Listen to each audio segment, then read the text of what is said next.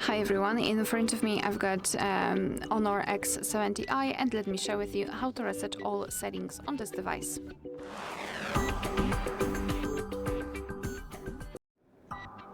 So let's begin with opening the settings, and here we have to scroll down to the very bottom to find System and Updates.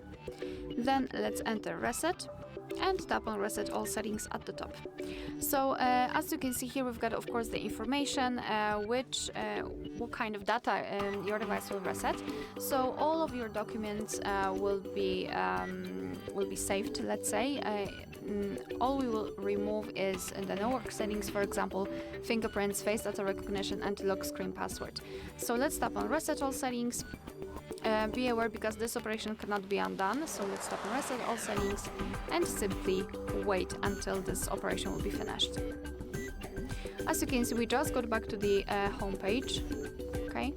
And we've got the home screen, which looks totally different than at the very beginning of this video. So we've got all of the icons which I had hidden, etc.